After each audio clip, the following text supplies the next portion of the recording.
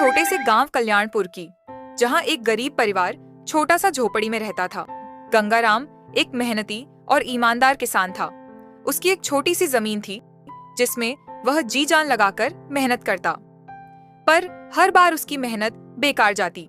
इसलिए वह अपनी किस्मत को हमेशा कोसते रहता। कभी बारिश उसकी फसल बर्बाद कर देती, तो कभी गर्मी की वजह से फसल ही सूख जाती। इसीलिए गंगाराम हमेशा परेशान रहता था। सीमा, तुम मुझे जल्दी से चाय दे दो।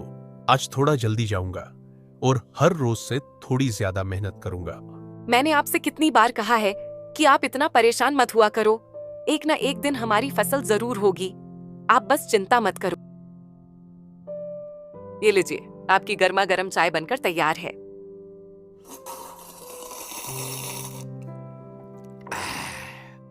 सीमा, इस ठंड के मौसम में तुम्हारी हाथों की अदरक वाली गर्मा गर्म चाय पीकर मजा आ जाता है।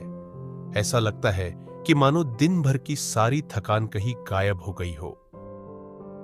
गंगाराम अपने खेतों की ओर निकल जाता है। वह खेत पहुंचता है और देखता है कि उसके आप पास के कोई किसान अपने खेत पर नहीं पहुंचे।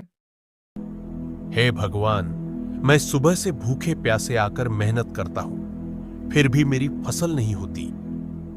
गंगाराम अपने खेतों में काम करने लगता है। इस साल उसके खेतों में एक भी फसल नहीं हुई। इसीलिए वह फिर से अपने खेतों में बीज बुनाई की तैयारी कर रहा है। सुबह से शाम हो जाती है, फिर भी वह मेहनत करना नहीं छोड़ रहा है। तभी एक किसान अपने घर जा रहा था और गंगाराम को देखकर बोलता है, क्या हाल है गंगाराम? तुम फिर से बीज बुनाई की तैयारी कर रहे हो क्या? हाँ राजू भाई, मैं फिर से ही बीज बुनाई की तैयारी कर रहा हूं। इस बार फसल ने फिर से धोखा दे दिया।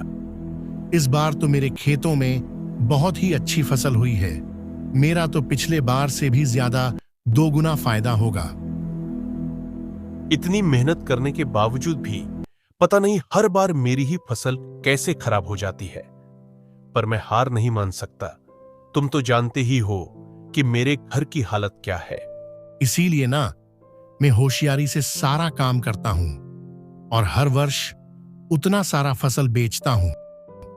तुम मेरे साथ चलो, मैं तुम्हें भी वो बीज थोड़ा देता हूं। इससे तुम्हारे घर की हालत भी बहुत जल्द ही सुधर जाएगी। गंगाराम राजू के साथ उसके घर जाने लगता है। तभी गंगाराम सोचता है, मुझे राजू की बातें सुनकर ऐसा क्यों लग रहा है कि कुछ न कुछ गड़बड़ है। तुम कौन से सोच में पड़ गए गंगाराम? कहीं ये तो नहीं सोच रहे हो ना कि इस बार मेरा भी बहुत ज्यादा मुनाफा होगा? नहीं राजू भाई, मैं थोड़ा दूसरे सोच में पड़ गया था। देख रहे हो गंगाराम, मैंने फसल बेचकर ही इतना बड़ा घर बनाया है। अच्छा, तुम 2 मिनट रुक जाओ, मैं अभी आया। यह बोलकर राजू अंदर जाता है और कुछ अनाज लेकर बाहर आता है और बोलता है, ये देखो, यही वो बीज है जिसके वजह से मुझे 2 गुना मुनाफा होती है। ये तो चावल के दाने हैं भाई, पर ये तो मुझे पहले से ही पता है।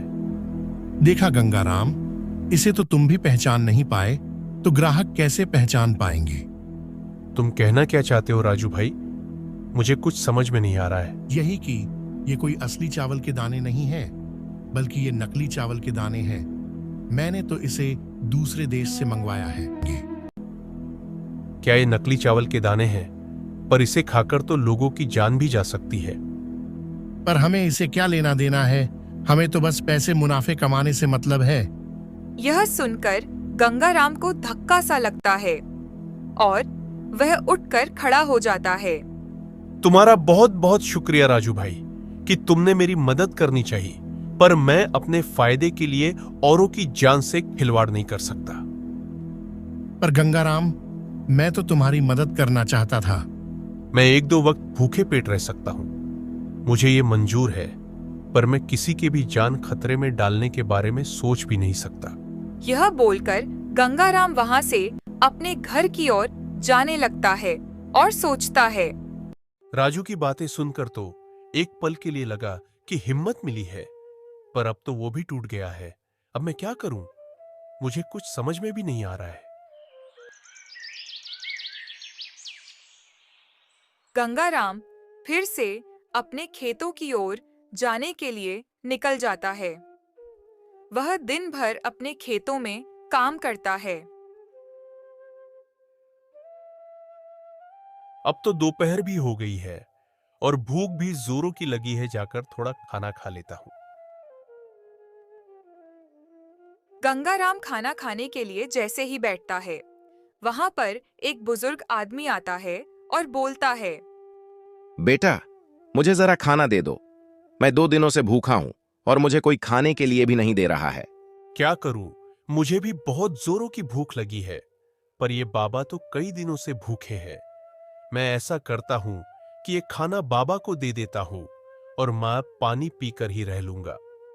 गंगाराम उस बाबा को खाना दे देता है और वह खुद पानी पीकर फिर से अपने काम पर लग जाता है। अगले दिन गंगाराम फिर खाने बैठता है तो वे बुजुर्ग आदमी आता है और बोलता है, बेटा, थोड़ी मुझे भी दे दो, बहुत जोरों की भूख लगी है। ये लो बाबा, आप आराम से बैठकर खा लो।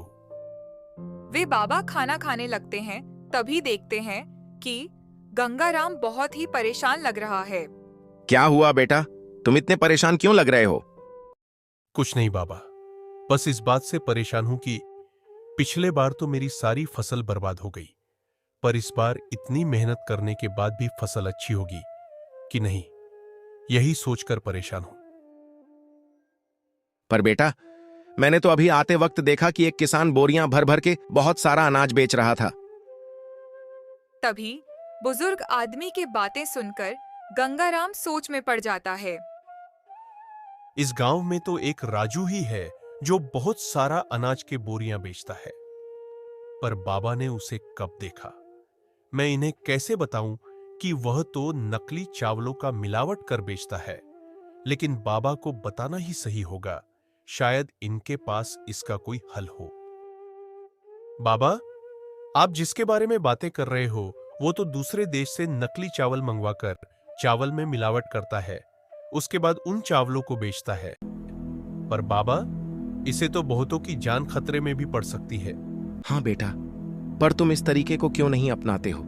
इसे ज्यादा मेहनत भी नहीं करनी पड़ेगी और बहुत ज्यादा मुनाफा भी होगा। नहीं बाबा, मैं ऐसा नहीं कर सकता। मैं अपने मुनाफे के लिए दूसरों के जान के साथ खिलवाड़ कभी नहीं कर सकता। तभी बाबा कुछ मंत्र बोलते हैं और उनके हाथ में एक अनाज की छोटी सी बोरी प्रकट हो जाती है। यह लो बेटा, इसमें कुछ अनाज है। इस अनाज को तुम अपने खेतों में डाल देना। और हाँ, इस पोटली को तुम कभी भी खाली मत होने देना। अगर पोटली में से अनाज कम हो जाए हो, इसमें घर का कुछ अनाज डाल देना। ठीक है बेटा, मैं अब चलता हूं। अब बाबा ने मुझे ये पोटली दे ही दिया है तो मैं कुछ अनाज अपने खेतों पर डाल ही देता हूं। यह बोलकर गंगाराम उस बीज को अपने खेत में डाल देता है और वह घर चला जाता है। जब अगली सुबह अपने खेतों में जाकर देखता है तो वह चौंक जाता है। अरे बाप रे बाप, ये कैसे संभव है? मैंने तो इसमें कल ही बीज डाला था और आज ही सारे फसल तैयार हो गए। ये तो कोई मामूली बीज नहीं हो सकता। मुझे लगता है कि ये एक चमत्कारी बीज है। गंगाराम सारे फसल को काटता है और अच्छे दामों में उसे व्यापारी के पास बेच देता है। कुछ ही महीने में गंगाराम अपना एक अच्छा सा घर बनाता है और कुछ जरूरतमंद लोगों की भी मदद करता है। एक दिन गंगाराम बुजुर्ग महिला को कुछ अनाज दे रहा था। उसी वक्त राजू विदेश से नकली अनाज लेकर वापस लौट रहा था और वह उस बुजुर्ग महिला को अनाज देते देख लेता है। तभी वह मन में सोचता है, कुछ समय पहले तो गंगाराम मुझसे मदद मांगने आया था और वह आज दूसरों की मदद कर रहा है।